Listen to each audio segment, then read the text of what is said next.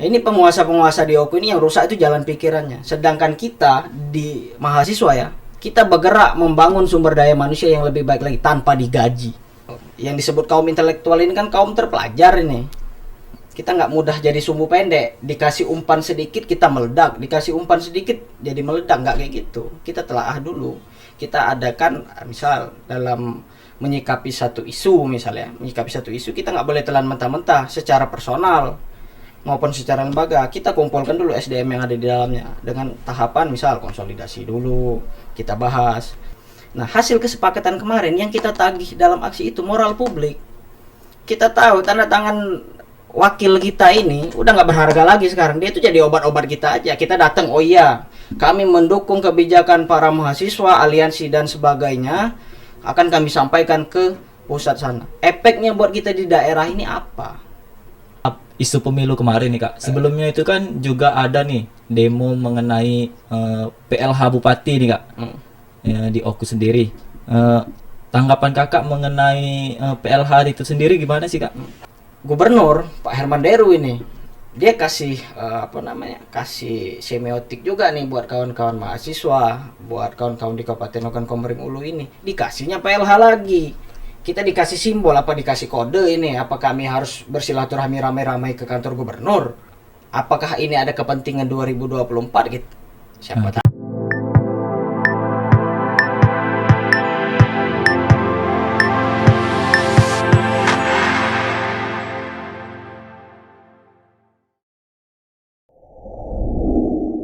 Bismillahirrahmanirrahim. Assalamualaikum warahmatullahi wabarakatuh. Jumpa lagi bersama saya Rian Arga selaku host pada podcast kita siang hari ini. Podcast siang hari ini merupakan bagian dari mata kuliah jurnalisme audio dengan dosen pengampu Bapak Darwadi MIKOM. Di sini tentunya saya tidak sendirian nih. Saya sudah ditemani oleh narasumber kita yang sangat keren nih. Ada Kak Nopri Helmi. Selamat siang Kak Nopri. Selamat siang Rian, salam kenal. Assalamualaikum. Waalaikumsalam warahmatullahi wabarakatuh. Bagaimana kabarnya nih Kak? Alhamdulillah, untuk kabar baik ya. Dan juga pejuang harus selalu terlihat baik, tidak boleh terlihat tidak baik di luar. Masya Begitu. Allah. Sebelum kita ngobrol-ngobrol panjang nih Kak mengenai podcast kita hari ini, mungkin banyak teman-teman yang nonton podcast ini bertanya nih, siapa nih Kak Nopri Helmi ini? Apa sih latar belakang Kak Nopri ini? Mungkin bisa diceritakan sedikit Kak? Oke. Perkenalkan ya sebelumnya. Saya ini nama saya Nopri Helmi. Kebetulan saya sekarang aktif di dalam organisasi Himpunan Mahasiswa Islam Cabang Batu Raja dan sekarang ditugaskan sebagai Kabid PTKP. PTKP itu Perguruan Tinggi Kemahasiswaan dan Pemuda. Nah, untuk tugas PTKP sendiri itu menaungi beberapa kampus yang ada di Oku ini. Contohnya program konkret dari PTKP tahun lalu itu kita menjadi jembatan, menjadi lokomotif antara program Unbara KIP dengan mahasiswa yang ingin melanjutkan kuliahnya. Pelajar yang ada di Oku ini yang ingin melanjutkan jenjang pendidikan. Lalu HMI menjadi jembatan di situ.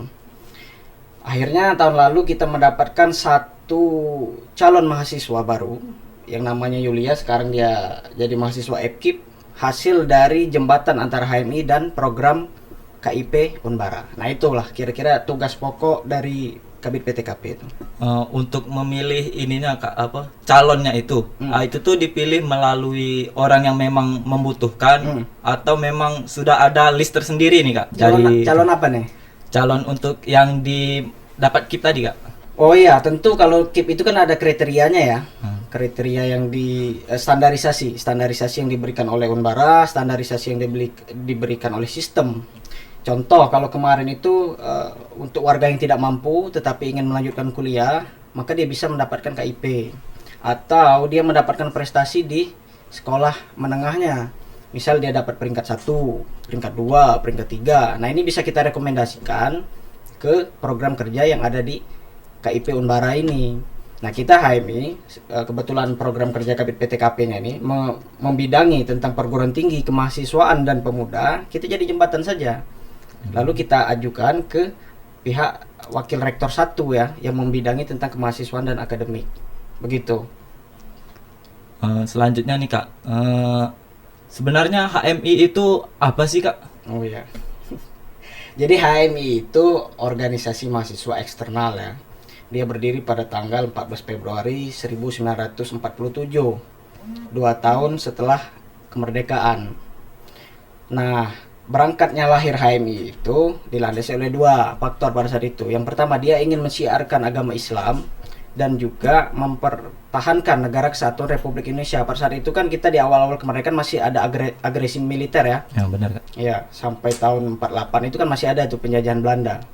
Nah, disitulah letak komunal mahasiswa ini berkumpul. Bagaimana caranya kita mempertahankan negara kesatuan Republik Indonesia yang sudah kita deklarasikan pada saat tahun 1945. Itulah HMI kira-kira. Dan HMI bertahan pada 3 periode ya, maksudnya 3 zaman ini. Dari Orde Lama di zaman Soekarno, selanjutnya di Orde Baru zaman Soeharto kurang lebih 30 tahun pada saat itu kan. Dan HMI ikut membersamai produk reformasi itu, dan sekarang dia berada di reformasi dan sekarang eranya kita gitu loh. Nah, yang ingin saya sampaikan adalah reformasi itu produk mewah ya, produk mewah, dan itu anak kandung dari perjuangan mahasiswa, buruh, tani pada saat itu tahun 98. Maka harusnya mental mahasiswa hari ini harus menjadi mental pemenang, di mana produk reformasi itu berbicara Undang-Undang Nomor 8 tahun 98, berani berbicara di depan publik, dilindungi maksudnya, baik itu secara lisan, tulisan, karya, dan seterusnya. Nah, hal ini sudah menurun karena kita ini menuju negara totaliter. Bahkan pikiran mau dikuasai oleh penguasa, diotak-atik, diarahkan oleh penguasa. Kita harus berpikir seperti ini. Di kampus tidak boleh berdebat tentang negara liberal, di kampus tidak boleh berdebat tentang negara khilafah, dan seterusnya lah. Padahal itu kan hanya sebatas kekayaan ide. Nah, saya rasa untuk dialektika di Kota Batu Raja ini, Kabupaten Oku, kita sudah di tahap dalam perbedaan pendapat seperti itu. Nah, jadi kita itu memang seharusnya sebagai mahasiswa itu harus berani ya Kak untuk menyampaikan pendapat-pendapat kita, karena sebenarnya hal itu tuh kan memang sudah dilindungi tentunya, sudah ada undang-undangnya tersendiri nih. Jadi kita itu memang harus lebih berani dan juga harus ikut menyuarakan gitu kan. Ya, lebih tepatnya kita mengekspresikan ya, mengekspresikan apa yang kita ingin sampaikan. Bagaimana bonus demografi ini meledaknya populasi anak muda, ya kan? Pada tahun 2045 itu diprediksi meledaknya populasi anak muda. Nanti akan ada transisi nih antara jenjang orang tua dan anak muda. Ini lebih banyak anak muda. Artinya anak muda hari ini adalah pemimpin masa depan. Kalau kita tidak berani mengekspresikan apa yang kita yakini, apa yang kita kekayaan di dalam ide, hasanah ilmu pengetahuan, tidak berani berdialektika dengan orang yang berbeda, maka bagaimana bangsa ini mau tumbuh? Bagaimana mungkin mahasiswa dan pemuda hari ini keluar sebagai pemenang kan?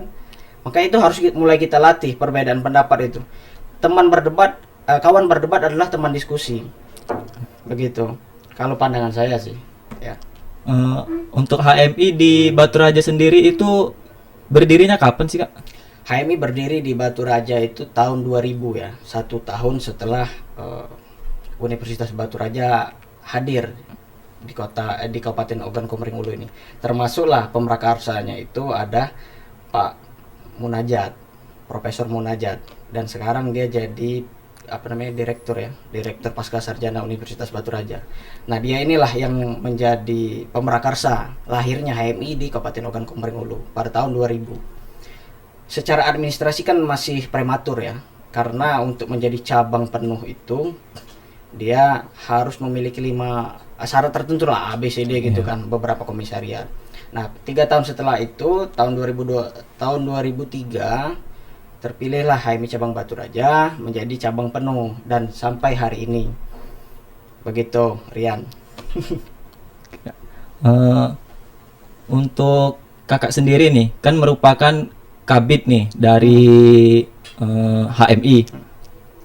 Tentunya kan di setiap organisasi itu kan punya nih Kak yang namanya itu struktur kepengurusan nih. Mungkin bisa kakak jelaskan sedikit mengenai struktur kepengurusan di HMI saat ini, kak? Struktur kepengurusannya, kalau berbicara struktur kepengurusan HMI itu ada namanya pengurus besar. Yang tahap paling atas itu pengurus besar, dan itu pusatnya ada di Jakarta. Nah, kebetulan untuk tahap kedua, atau seperti anggap saja nih kalau kita analogikan ke negara, provinsinya, kebetulan itu Badan Koordinasi namanya kalau di HMI. Dan kita meliputi 4 provinsi, Sumatera Selatan, Bengkulu, Bangka Belitung, dan Lampung. Nah, 4 provinsi ini masih dalam naungan Batko Sumbaksel. Nah, yang terakhir di kota ini ada namanya cabang. Cabang ini setiap kabupaten biasanya ada untuk HMI. Nah, di bawah cabang lagi itu ada namanya Korkom, Koordinator Komisariat. Biasanya kumpulan dari beberapa komisariat dijadikan satu, yaitu Korkom. Nah, di bawah Korkom ini ada komisariat. Artinya kalau secara sistem ya, HMI ini cukup lengkap gitu. Kalau berbicara tentang struktural. Nah, kebetulan kalau di HMI Cabang Baturaja saya jadi Kabid PTKP di bidang ya. Untuk ketua umumnya itu ada Kakanda Rendi Parama Ardita. Dia juga alumni Universitas Baturaja gitu. Gitu ya.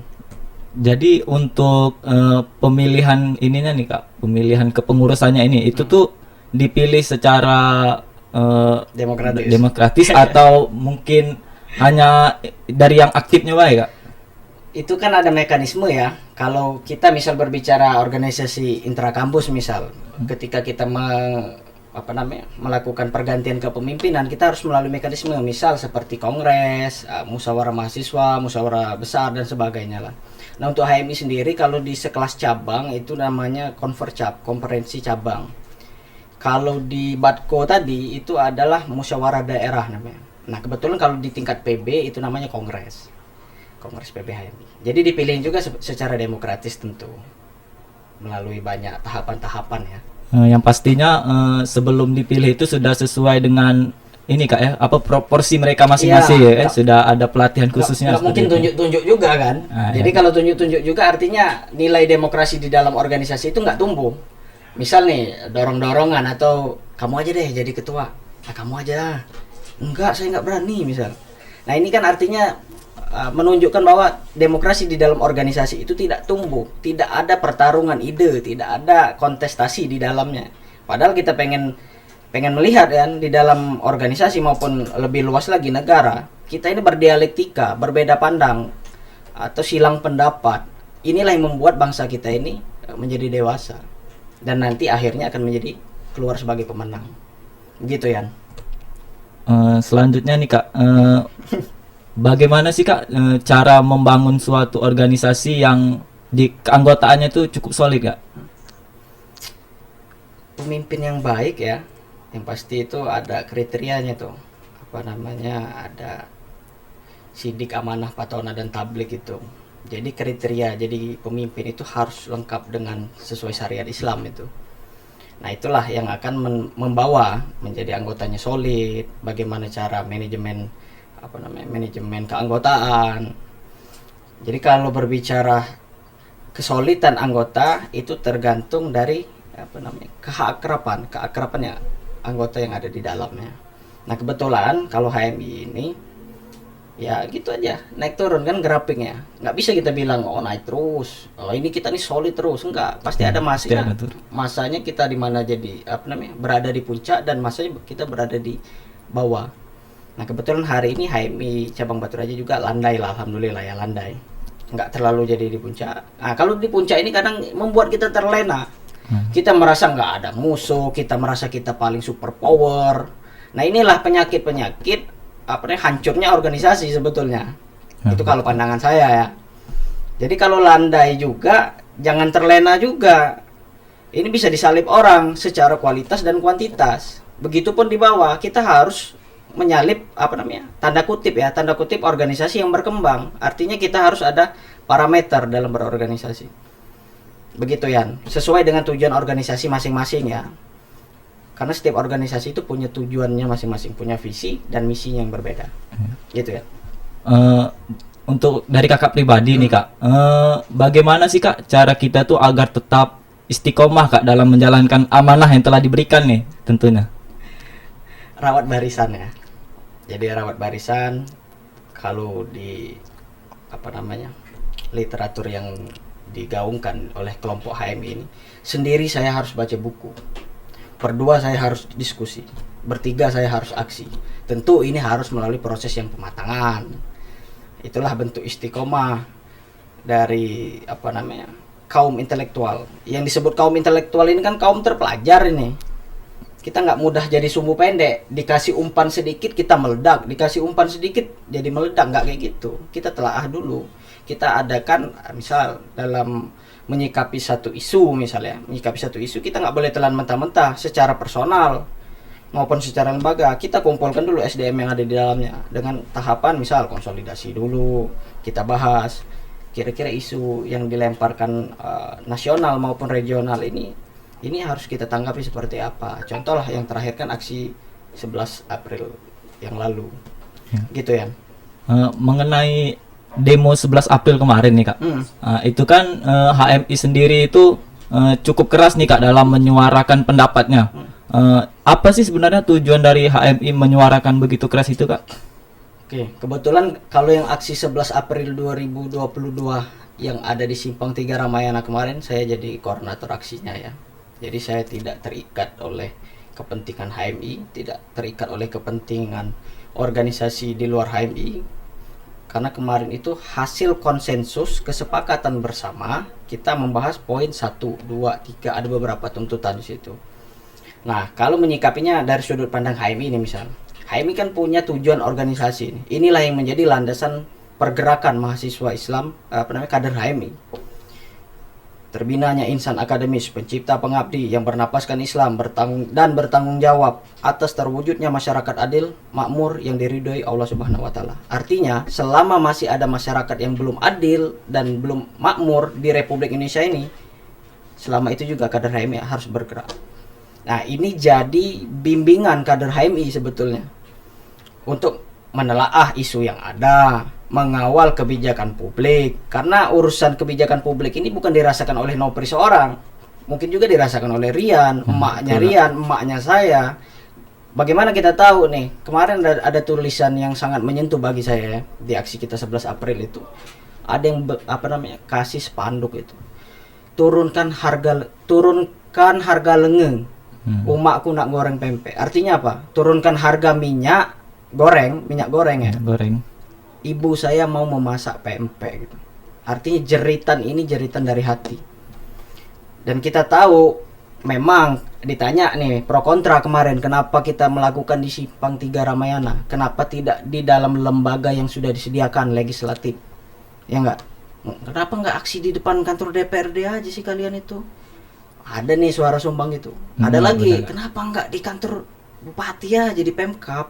Kalian menyuarakan itu. Nah, hasil kesepakatan kemarin yang kita tagih dalam aksi itu moral publik. Kita tahu tanda tangan wakil kita ini udah nggak berharga lagi sekarang. Dia itu jadi obat-obat kita aja. Kita datang, oh iya, kami mendukung kebijakan para mahasiswa, aliansi dan sebagainya, akan kami sampaikan ke pusat sana. Efeknya buat kita di daerah ini apa? Nah, sampai situ kemarin kan pembahasan kami. Nggak ada. Mereka itu mengobati rasa luka kita aja. Makanya yang kita tagih dalam aksi 11 April 2022 kemarin, moral publik. Yaitu tadi, kita harus menggaungkan apa yang kita rasakan. Nanti dulu kita berbicara kepentingan. Bagi saya seperti itu ya. Jadi kita tagih dulu nih orang Oku. Hey, nah ini kasarnya nih kan. Ayolah masyarakat Oku berdatangan ke sini. Ini mimbar bebas untuk kita semua. Kan kemarin kan mimbar bebas. Ya, lintas elemen, lintas masyarakat boleh berbicara di sana.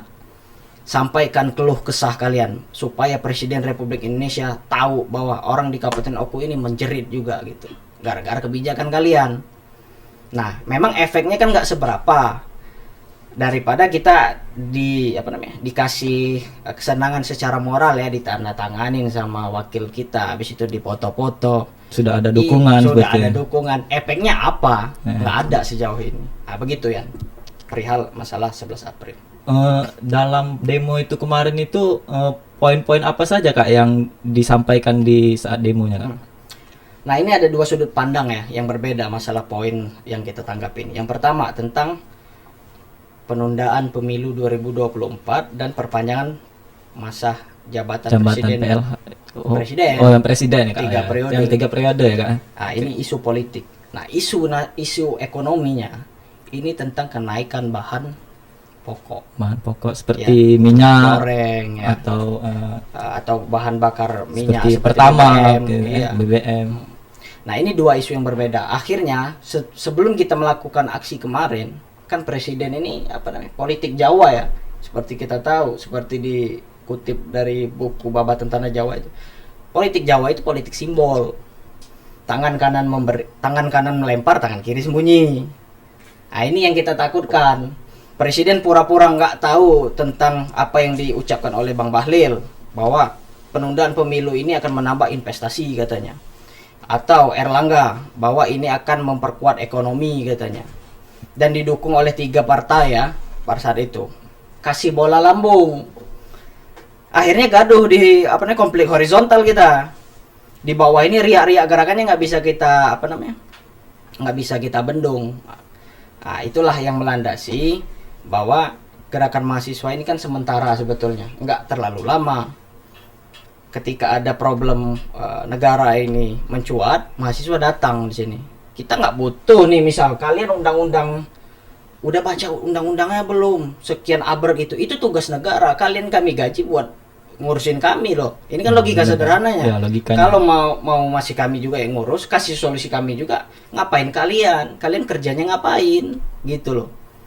Gitu ya. Kalau masalah 11 April, saya rasa ini adalah gerakan moral ya, gerakan moral dan moral. Dan ironinya kemarin tidak ada pejabat publik di Kabupaten Ogan Komering Ulu yang datang selain Kapolres. Boro-boro mau mengapresiasi dan menjawab solusi, datang aja enggak. Malah pejabat publik di Kabupaten Ogan Komering Ulu masih sibuk dengan kegiatan-kegiatan seremoni yang lainnya. Itu ya. Mengenai ini Kak, isu pemilu itu nih Kak. Bagaimana sih Kak cara kita pribadi agar tidak mudah makan mentah-mentah nih Kak, isu-isu yang berkembang di baik media sosial maupun berita-berita lainnya nih Kak. Kita analisis dulu ya. Kalau saya sebetulnya secara personal ya, secara pribadi, saya setuju dengan pendapat Bang Adian Apitupulu bahwa memang mungkin benar bahwa politik Jawa itu politik simbol. Sangat mungkin ini diduga Jokowi yang menginstruksikan kepada bawahannya bahwa melemparkan bola panas kan. Tetapi Jokowi tahu parameter kapan dia harus memberhentikan ucapan kegaduhan yang dibuat oleh menterinya. Dan sekarang kita sudah lihat Jokowi sudah memberikan pernyataan ya, walaupun itu pernyataan bahasa diplomatis sebetulnya. Saya ini taat konstitusi katanya. Bahwa konstitusi kita berbicara hari ini memungkinkan presiden hanya menjabat 2 periode. Iya, kalau konstitusinya nggak dirubah gitu loh. Kalau kemarin ada 3 partai dan ditambah 1 partai lagi mencukupi 50% plus 1 untuk merubah undang-undang dasar ini, undang-undang di amandemen ya maksudnya. Jadi juga 3 periode kan gitu ya.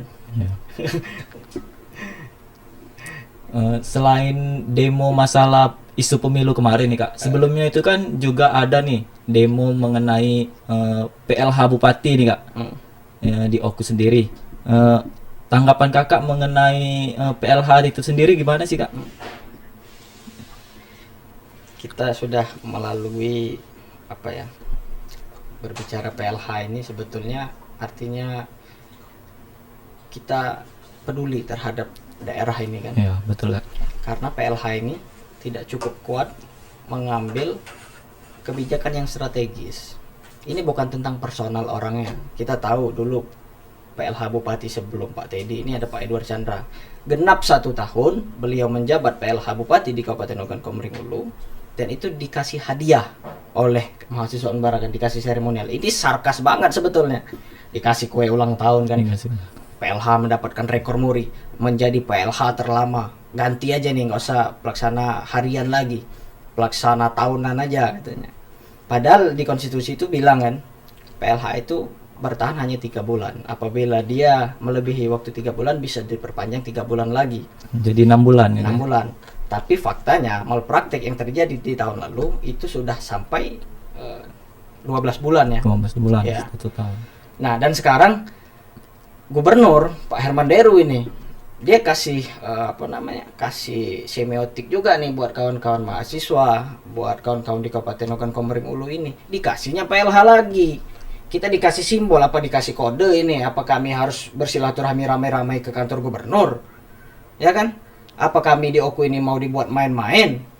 Bagaimana kita tahu Pak Gubernur ya? Kebijakan PLH ini tidak cukup kuat. Misal saya kasih contoh satu aja nih. PNS yang mau pensiun itu tidak bisa dikeluarkan SK-nya oleh PLH kecuali PJ ya. Bagaimana Pak? Bagaimana nasib para ASN ini? Dia terombang-ambing secara status. Apakah ini ada kepentingan 2024 gitu? Siapa tahu juga kan? tidak tahu ya, iya kan? mengenai hal itu. Oku ini sudah berumur 100 belasan tahun, 111 tahun kalau tidak salah.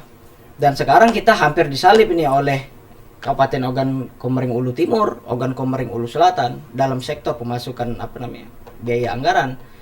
Bagaimana kita tahu Oku Selatan, tetangga kita, anak dari Oku juga ini. Dulunya dia masuk di Oku Raya kan. Sekarang lihat nih, pembangunan yang menggila-gila di Oku Selatan. Sedangkan kita di Oku jalan aja masih rusak parah tuh di Batu Kuning, lihat sendirilah Rian lah. Iya. Nggak ada nih pembangunan. Boro-boro mau pembangunan sumber daya manusianya. Titik Jadi, sentrum pelajar, iya. Kalau bagi saya ya, Oku ini cukup strategis. Jadi titik sentrum di antara Oku Raya ini. Di mana-mana orang yang ingin belajar atau orang yang ingin melanjutkan jenjang pendidikan itu ada di Oku. Harusnya kita yang menjadi pemenang, menjual ide gagasan. Tapi faktanya mana? Setelah tamat kuliah di mana aja nih ya, kita kebingungan mau kemana. Padahal secara kapasitas mungkin orang-orang anggap sih di Unbara nih, saya kan alumni Unbara juga. Ya. Yang saya rasakan saya agak-agak kebingungan nih. Di Oku ini tidak menciptakan lapangan pekerjaan bagi pemerintahnya. Kita jadi, kayaknya saya harus kerja keliling-keliling motor itu misal. Mencari surat-surat yang ingin dipendidikan, yang ingin ditagih kan, misal. Akhirnya kita bekerja di situ. Bukan nggak boleh, tetapi kapasitas orang Oku harusnya lebih dari situ. Peradaban Oku harus dibangun dari sekarang. Dan mungkin bisa kita ciptakan mulai dari hari ini. Orang-orang Unbara yang mempropagandakan ide kepada orang banyak. Gitu ya. Mungkin memang dari segi yang bisa kita lihat nih Kak ya, di Oku sendiri itu kan banyak nih Kak, infrastrukturnya masih kurang nih. Terus dari segi pembangunan jalan itu kan memang masih banyak yang rusak nih Kak. Mungkin ada gak sih saran dari pribadi Kakak sendiri agar mengenai hal itu tuh Kak? Yang rusak di Oku ini bukan jalannya ya, tapi jalan pikirannya. Iya. Ini penguasa-penguasa di Oku ini yang rusak itu jalan pikirannya. Sedangkan kita di mahasiswa ya, kita bergerak membangun sumber daya manusia yang lebih baik lagi tanpa digaji. Kita melakukan pelatihan, kita melakukan rekrutmen anggota organisasinya masing-masing. Ya enggak? Ya. Kita membangun harapan yang sama. Bagaimana orang-orang di Kabupaten Oku ini bisa bersaing dengan orang-orang kabupaten lain. Bahkan bisa sampai nasional. Tapi faktanya, lihat sendiri kayak Rian tadi. Orang yang tamat seperti saya saja masih kebingungan nih. Apakah saya harus ya walaupun masih banyak sudut pandang ya, apakah setelah tamat kuliah harus membuka lapangan pekerjaan, tapi nggak semudah itu juga. Orang harus mencari batu loncatan dulu misal. Karena ekonomi tidak memadai untuk membuka usaha. Nah, harusnya negara hadir di situ kan. Kalau orang pemerintah daerah kita ini paham akan hakikat bernegara, tentu tidak akan ada orang kelaparan di Oku. Tentu tidak akan ada orang kebingungan mencari pekerjaan di Oku. Karena hadirnya negara itu untuk menjawab sila ke-5. Keadilan sosial bagi seluruh rakyat Indonesia. Gitu. Harusnya ada satu warga negara yang di Kabupaten Oku kelaparan, negara harus hadir sebelum ormas, sebelum organisasi mahasiswa hadir. Sekarang kebalik logikanya. Malah organisasi mahasiswa yang gencar kan. Misal anggap saja organisasi mahasiswa yang ada di Unbara, Safari nih bagi-bagi takjil. Padahal kita pakai duit keringat kita sendiri kan. Kadang nih kalau bahasa kita nih CK segituan. CK segituan nih. Nah, habis itu kita bagi takjil dengan membangun harapan tadi. Biar wong-wong yang lapar, orang-orang yang lapar yang tidak kebagian tidak mendapatkan hasil ojeknya hari ini, dia masih bisa makan oleh kita. Kan gitu. Tapi negara nggak sampai situ berpikir. Nah, harapan saya masalah pembangunan ya, tadi Rian sampaikan. Sebelum membangun jalan yang ada di Batu Kuning itu, bangun dulu jalan pikiran pemerintah daerah. Itu. Intinya memang dari pemerintah sendiri itu memang kurang ya Kak ya, dalam membantu masyarakat yang mungkin kekurangan tadi itu Kak ya. Bukan kurang ya, belum optimal. Belum optimal. Ya. Tentu upaya sudah ada, tetapi dalam negara demokrasi kan satu fakta bisa dilihat dari dua kacamata berbeda. Nah, kebetulan saya melihat dari kacamata yang belum dilihat oleh orang banyak. Mungkin pemerintah sudah merasa saya ini udah melakukan program yang sudah saya tulis, misal ABCD lah banyak itu. Nah, untuk kita mahasiswa, kita kan social control ini, benar nggak? Benar nggak? Social control agent of change, iron stock. Nah, kebetulan di social control kita melihat dari kacamata yang berbeda. Ada yang memuji pemerintah, sah-sah saja. Ada yang mengkritik kebijakan pemerintah, sah-sah saja. Dua-duanya ini pendapat, jangan dikasih sentimen di dalamnya. Karena kita tidak berbicara tentang personal orangnya kan.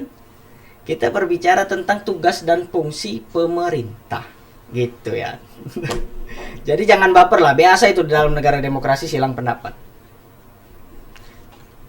Selanjutnya nih Kak, mengenai PLH kemarin nih Kak, kalau seandainya nih belum ada tanggapan mengenai PLH nih, masih untuk tahun ini masih dibuat panjang lagi nih misalnya 1 tahun seperti tahun kemarin, itu tanggapan Kakak sendiri gimana Kak?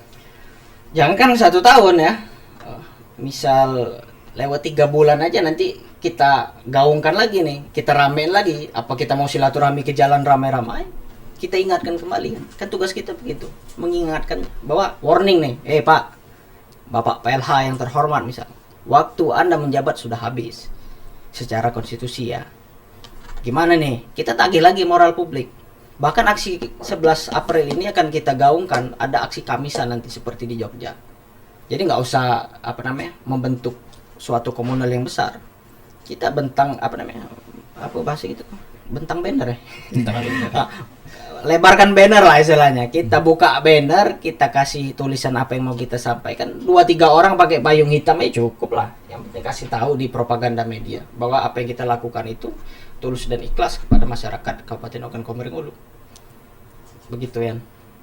Mengenai hal itu tadi nih Kak, kan tanggapan dari pemerintah ini sangat kurang nih Kak. Apakah dari DPRD sendiri itu tuh tidur atau gimana nih sebetulnya Kak, kalau menurut Kakak sendiri? Ya itu tadi ya, jadi lembaga negara ini seperti eksekutif, legislatif ini mungkin dia sudah melakukan kerja dia menurut dia ya, dengan parameter dia sendiri. Kan sudah saya bilang tadi, kita punya sudut pandang kacamata yang berbeda. Kita punya parameter yang berbeda juga tentunya.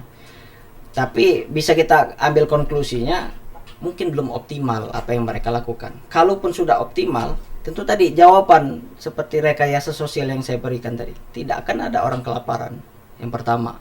Yang kedua, tidak akan hilang arah mahasiswa yang baru lulus ini. Karena negara menyediakan fasilitas yang namanya lapangan pekerjaan.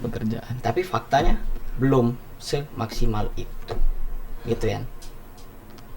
Selanjutnya nih Kak, untuk HMI sendiri itu apa sih Kak kelebihannya dibandingkan ormawa-ormawa Islam lainnya nih Kak? Oke, saya dipaksa nih untuk mengucapkan kelebihan. Jadi gini ya. Iya. HP Rian HP apa? HP kebetulan HP Realme Kak. Realme. HP saya ini Odo. Odo. Ya. Jadi HP Odo saya ini kebetulan bagus, speknya ini di kamera. Yang bisa saya unggulkan dari HP Odo saya ini adalah kameranya. Sedangkan HP Rian itu lemah di kamera tapi bagus di baterai. Ya. Ya enggak? Jadi bisa disimpulkan bahwa kalau saya lihat ini ya, HMI dan organisasi mahasiswa Islam lainnya tentu ada kekurangan dan ada kelebihannya masing-masing. Ya enggak bisa kita katakan bahwa saya nih egosentris. Enggak, karena saya dari HMI lah yang paling bagus ini. Organisasi lain padahal saya enggak pernah mengikuti.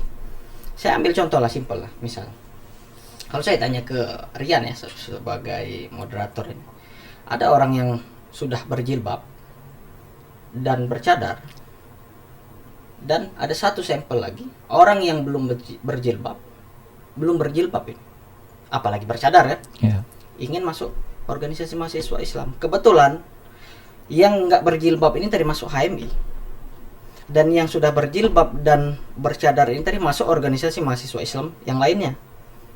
Yang bagus itu yang mana? Sebetulnya kalau menurut saya pribadi sih dua-duanya itu sudah bagus sih Kak. Tapi mungkin lebih ke pribadinya ya Kak ya. Nah, kita berbicara secara kelembagaan sekarang ya, karena yang Rian tanyakan adalah lembaga. Sebetulnya dua-duanya adalah opsi yang bagus. Kenapa? Orang yang nggak pakai jilbab ketika masuk ke HMI dia bisa berjilbab, artinya ada progres perubahan. Dan orang yang sudah bercadar berjilbab masuk organisasi mahasiswa Islam yang lainnya, dia bisa mempertahankan berikhtiar dalam keimanan.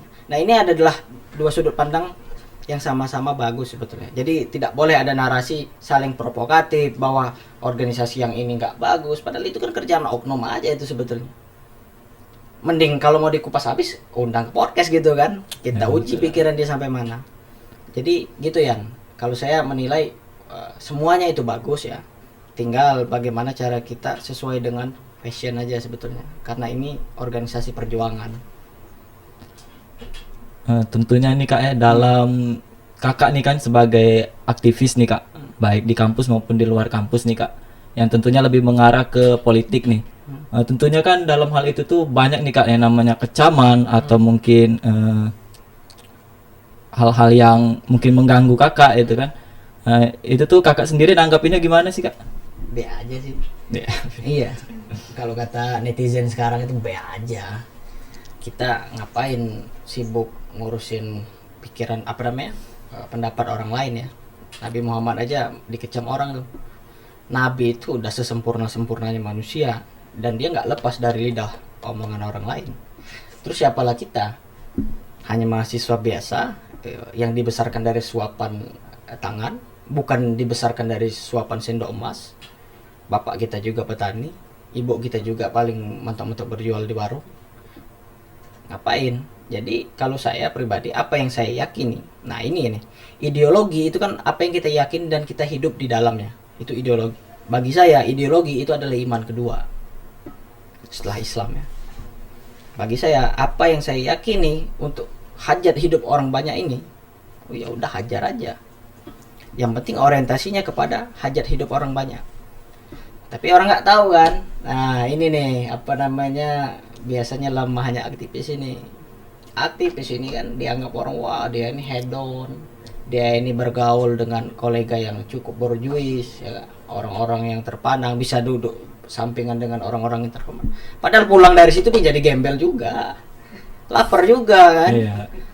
Nah, yang jadi kegamangan para pejuang ini antara mengendalikan perut dan pikiran. Dia bisa kalah karena dia nggak bisa mengendalikan perut. Akhirnya dia menjual idealismenya untuk kebutuhan perut. Jadi pastikan sebelum berjuang itu merdeka perut, merdeka pikiran. Gitu ya. Jangan sampai dijual maksudnya ya idealismenya itu. Hanya sebatas, apalagi orang kan sering embel-embel aktivis nasi kotak ini gitu. Nasi bungkus katanya kan. Dikasih nasi bungkus sedikit udah keok. Nah ini kita harus hindari. Jadi kuatkan komitmen perjuangan. Saya yakin ada banyak orang tokoh besar di sana, dia bisa jadi orang besar dan sekarang jadi rujukan seluruh masyarakat masyarakat Indonesia melalui jalur perjuangan. Contoh lah Fahri Hamzah, Adian Apitupulu dan seterusnya lah. Begitu. Untuk kecamannya sendiri nih Kak, biasanya tuh kecaman seperti apa sih yang sering Kakak dapatkan? Aduh, yang pasti sudah banyak nih Kak yang namanya kecaman-kecaman yang Kakak rasakan sendiri. Saya pernah didatangi Indomie telur ya di rumah. Indomie telur itu datang ke rumah karena ada pergerakan aksi pada saat itu. Saya pernah mau aksi di Unbara kebetulan. Waktu itu saya masih jadi mahasiswa aktif di Universitas Batu Raja. Waktu itu kami membawa isu tentang kenaikan UKT di masa pandemi. Saya tidak terhegemoni oleh kepentingan HMI ya, rektor ini orang HMI nih, alumni HMI. Saya kasih aja. Biasa di HMI silang pendapat. Masa kita sama senior kita mau nunduk-nunduk aja? Enggak juga gitu loh. Karena ini kepentingan orang banyak. Kita sampaikan dengan cara yang sesuai prosedur. Kita sampaikan. Nah, kecaman-kecaman itu ada yang apa sih? Ini yang paling familiar ya. Kamu tuh rame-rame datang ke jalan panas-panas Priyo Gunung. Lama lah kamu balik. Ya dah. Kalau yang nampas berkebun, kalau yang di rumah bebengkel, ngapui. Nah, inilah bedanya antara lokomotif penggerak, ya enggak? Motor penggerak dan followers. Kalau followers, dia mengikuti apa kata motor penggerak. Nah, kita ingin menjadi bagian dari motor penggerak. Bukan jadi followers. Kalau followers kita tunggu aja isu. Tunggu isu, orang udah kajian, orang udah menyiapkan strategi. Serang, misal, tanda kutip ya. Baru kucur. Ini kan mental followers. Nah, kita orang-orang organisatoris ya harapannya menjadi lokomotif. Masalah kecaman itulah balik lagi. Saya sudah kebal ya. Saya pernah diancam mau dimutilasi dulu tahun 2019 waktu hangat-hangatnya isu pemilu kada. Oku kontestasi politiknya itu melawan kotak kosong pada saat itu. Dan saya tidak sedang mewakili lembaga HMI pada saat itu, karena ada lembaga khusus yang sudah ditugaskan untuk mengawal lajunya pemilu agar berjalan damai, lancar. Nah, saya berusaha untuk mengontrol itu. Kenapa sih di Oku hanya melawan kotak kosong gitu? Apa nggak ada orang-orang hebat lagi di Oku ini? Kita di organisasi aja yang nggak dibayar tadi bisa menciptakan orang-orang hebat. Loh, partai dibayar negara, dibiayai oleh negara untuk menciptakan orang-orang hebat. Kok bisa lawan kotak kosong? Ini logikanya di mana ini? Apa nggak ada lagi orang-orang hebat ini di Oku? Banyak sekali sebetulnya. Nah, ini kan kita krisis moral akhirnya. Nah, harapan saya isu-isu semacam ini bisa dibahas bebas di dalam kampus, karena kampus ini kan bebas nih berpikir apa saja, yang penting dalam kekayaan ide. Bahkan kita membahas negara khilafah, negara Islam dan negara liberal di dalam kampus boleh-boleh aja. Yang nggak boleh itu apa? Di dalam KUHP kan dibilang kan, ketika kamu menggalang massa untuk mengimplementasikan ide kamu tadi, nah ini yang bahaya. Dianggaplah makar tanda kutip kan, tidak sesuai dengan lajunya konstitusi. Gitu ya. Untuk HMI sendiri Kak, itu tuh organisasi yang pro pemerintah atau lebih ke masyarakat nih Kak? HMI, organisasi pro pemerintah dan masyarakat. Hadirnya HMI, lahirnya HMI, itu kan sudah jelas tadi, mempertahankan negara kesatuan Republik Indonesia. Nah, faktanya hari ini di dalam tubuh HMI sendiri itu ada dua keputusan yang berbeda. Contoh, Ketua Umum PB HMI hari ini pandangan saya ya secara personal. Jadi Ketua Umum PB hari ini dia dikecam oleh banyak kader HMI karena dia mendukung lajunya legasi pemerintahan Jokowi untuk memindahkan IKN, ibu kota negara. Sedangkan kawan-kawan yang di bawah, riak-riak di bawah ini menolak semua ini. Jadi nggak bisa dibilang ketum seorang itu representasi lembaga, nggak bisa. Kecuali ketum PB HMI mengirim seluruh undangan ke seluruh cabang di Republik Indonesia ini. Bagaimana nih? Ayo kita bahas secara kupas tuntas, gitu kan. Jadi bagi saya ketum itu hanya melancarkan administrasi saja bagi kader-kader yang lain. HMI ini ada HMI struktural, ada HMI kultural. Kalau kakak pribadi nih, itu lebih ke pro pemerintah atau ke masyarakatnya? Itu enggak pro bisa. Pemerintah dan masyarakat sebetulnya ya. Kemaslahatan orang banyak ini. Gini nih, kalau saya menganalogikan ya. Kita nggak boleh bilang kita nggak pro dengan pemerintah. Ya, moderat saja. Kita juga jangan terlena oleh nina bobok pemerintah. Kita boleh bergaul dengan pemerintah, tapi dengan cara apa? Berkolaborasi program. Bersinergi program kerja misal HMI ini lebih cukup seksi untuk pembahasan membangun sumber daya manusia, meningkatkan kualitas manusia maksudnya. Bisa nih kita ajukan program kerja dengan pemerintah. Pemerintah misal dia ingin melakukan pelatihan, HMI bisa menjadi IO-nya. Orang-orang HMI maksudnya. Nah, ketika pemerintah ini salah, kita gonggongin juga. Jangan sampai kita ketika sudah berkolaborasi, kita jadi dinina bobokkan, togut atau mental-mental feodal. Oh iya pemerintah, iya Pak, sampai nundukkan tangan sampai ke tanah kan istilahnya. Nah ini saya nggak suka ini. Nah alhamdulillah HMI hari ini moderat saja ya. Contohnya sudah jelas tadi di PB pun di pengurus besar pun ada dua pandangan yang berbeda. Yang satu ingin mendukung Presiden Republik Indonesia meninggalkan legacy besar di mata dunia. Yang satu ini belum urgensi lah istilahnya. Urgensinya masih banyak masyarakat yang lapar di Indonesia nih. Harusnya pemerintah membahas kelaparan ini dulu sebelum membahas IKN. Bukan nggak boleh. Terakhir nih Kak. Apa sih harapan Kakak ke depannya untuk HMI dan juga untuk Kabupaten Oku ke depannya nih Kak? Saya bercita-cita ya sebetulnya.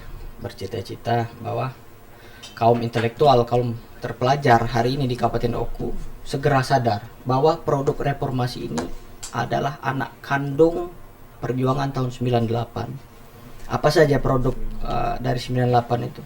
Hadirnya KPK, KPU, Bawaslu, dan kebebasan pers. Warta kan, meliput ini. Nah, kebebasan berpendapat ini bagi saya cukup vital. Jadi jangan sampai kita merasa bahwa kita ini nggak mewah loh. Dulu, tahun 98 ke bawah, itu kan produk Orde Baru. Kita tahu lah militer yang berkuasa. Ya enggak? Yeah. Runtuhlah kekuatan absolut militer ini digoyang oleh kawan-kawan aktivis pada tahun 98. Buatlah sistem baru, reformasi kan. Kebebasan berpendapat lah termasuk ada di dalamnya. Nah, militer kembali menggalang kekuatan pada saat itu. Tahun 2004 itu militer kembali menggalang kekuasaan, tetapi kurang modal. Siapa yang diajak? Para pengusaha. Pengusaha main di belakang. 2004 sampai 2009 militer menang nih. Jadi kekuasaan jadi Presiden Republik Indonesia. Habislah 2 periode. Sekarang waktunya pengusaha main depan layar. 2014 sampai 2000 sekarang tukang kayu jadi Presiden Republik Indonesia, pengusaha besar. Nah, jatah aktivis mana? Belum. Kita nggak merasa mewah, ini produk kita enggak. Aktivis tadi pulang dari duduk-duduk samping pejabat-pejabat, pulang jadi gembel lagi. Ya enggak? Nah, itu kemewahan itu saya rasa closing statement ya buat kawan-kawan. Jadi kita harus merasa bangga bagian daripada kaum terpelajar, khususnya mahasiswa. Jangan sampai kebebasan berpendapat, kebebasan berpikir itu diambil haknya oleh lembaga manapun, karena lembaga negara hanya melindungi, bukan memberikan hak. Itu ya. Oke. Terima kasih Kak untuk saran dan juga pendapat yang telah Kakak berikan. Mungkin ini saja podcast kita pada siang hari ini. Saya ucapkan banyak-banyak terima kasih nih kepada Kak Nopri Helmi yang sudah menyiapkan waktunya untuk hadir pada podcast kita siang hari ini. Dan juga tak lupa saya ucapkan terima kasih kepada teman-teman yang ada di belakang layar yang sudah membantu dalam mensukseskan acara podcast kita siang hari ini. Mungkin itu saja yang dapat saya sampaikan. Lebih dan kurangnya saya mohon maaf. Saya akhiri, wabillahi taufiq wal hidayah. Wassalamualaikum warahmatullahi wabarakatuh. Waalaikumsalam. Jangan lupa subscribe dan like dari channel YouTube ini ya guys. Pembara TV. Pembara TV mantap.